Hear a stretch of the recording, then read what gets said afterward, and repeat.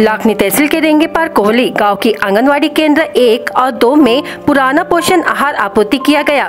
इसका खुलासा 17 मई को हुआ। महिला एवं बाल विकास विभाग की आंगनवाड़ी की नन्ही जिंदगियों से खिलवाड़ किए जाने से तहसील सहित जिले के प्रशासन में हड़कंप मच गया।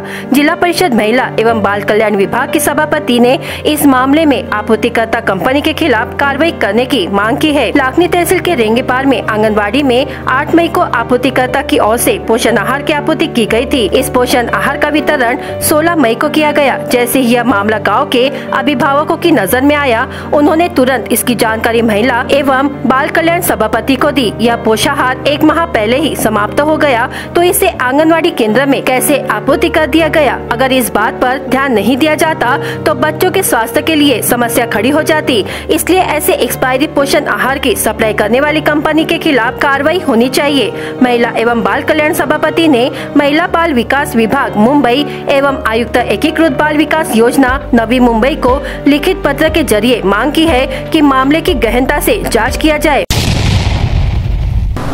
सर, याच्या अनुषंगाने शुक्रवारला ती घटना निदर्शनास आली। त्यानंतर तात्काळ बेसिसवरती CDPO पर्यवेक्षिका आणि संबंधित तालुक्याचे विस्तार अधिकारी आहेत त्यांना आपण तिथे पाठवलं आणि प्रत्यक्ष पंचनामा करून घ्यायचे निर्देश त्यांना दिले। यासोबतच रेंगेपार कोहळीची पहिलीच घटना आहे जी जिल्ह्यात निदर्शनास आली। याची अशी शक्यता म्हणजे नाकारता येत नाही की जिल्ह्यात इतर ठिकाणी झालं किंवा कसं।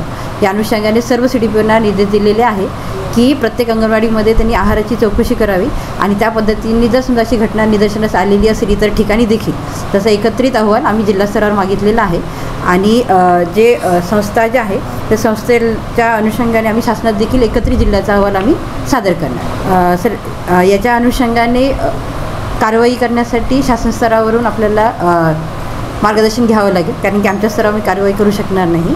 पण आम्ही शासनाला हे कळवणार की या ठिकाणी अशी घटना निदर्शनास आलेली आहे। पहिल्यांदाच जी संस्था आहे ती आपल्या ह्याच्यात काम करत आहे आणि एकत्रित अहवाल आपण जिल्ह्याचा शासनाला कळवू। माझे नाव मनोहर महादेवजी बोरकर, ग्रामपंचायत रेंगेपार कोळी सरपंच। माझ्या गावातील अंगणवाडीमध्ये जो 8/5ला जो माल या ठिकाणी आलेला होता तो माल एक्सपायरी झालेला होता आणि तो आमच्या अंगणवाडीच्या सेविकेने गावामधील जे लाभार्थी आहेत त्यांना वाटलं होतं। परंतु माझ्या गावातील काही पालकांनी लाभार्थ्यांनी तो माल जेव्हा तपासणी केला तेव्हा एक्सपायरी डेट त्याची गेलेली होती आणि गेली होती आणि त्यामुळे माझ्या गावकऱ्यांनी मला सूचना केली। मी लगेच अंगणवाडीमध्ये आलं आणि त्या अंगणवाडीच्या सेविकांना सांगितलं की जो माल आपण वाटप केलं तो माल संपूर्ण जमा करा। तो जमासुद्धा आपल्या अंगणवाडीमध्ये केलेला आहे आणि त्यानंतर मी फुलसुंगे मॅडम आणि बालकल्याण सभापती स्वाती वाघाळे त्याचप्रमाणे आमच्या जिल्हा परिषद सदस्य मनशाताई निंबाळकर यांना सर्वांना सूचना केल्या आणि सूचना केल्यानंतर लगेच चौकशीसुद्धा या ठिकाणी करावी लावली आणि ज्या एजन्सीनं हा जो माल पुरवठा केला त्यांच्यावर कडक कारवाई करण्यात यावी। दोषी जे कोणी अधिकारी असतील त्यांच्यावरसुद्धा कारवाई करावी, जेणेकरून असा प्रकार समोर घडवणं आणि माझ्या गावातील जे काही ज्या लाभार्थ्यांनी खरंच या ठिकाणचा जागृत या लाभार्थी आहे आणि या गावचे माझे गावकरीसुद्धा जागृत आहेत, त्याबद्दल मी त्या लाभार्थ्यांचं मनपूर्वक स्वागत करतो की अशी सूचना अख्ख्या तालुक्यामध्ये हा प्रकरण घडलेलं आहे आणि तालुक्यात कोणत्याही गावात असे जागृत लोक नाही, पण माझ्या गावामध्ये जागृत लोक आहेत। त्याबद्दल ज्यांनी ही माहिती दिली त्याबद्दल त्यांनासुद्धा मी धन्यवाद देतो।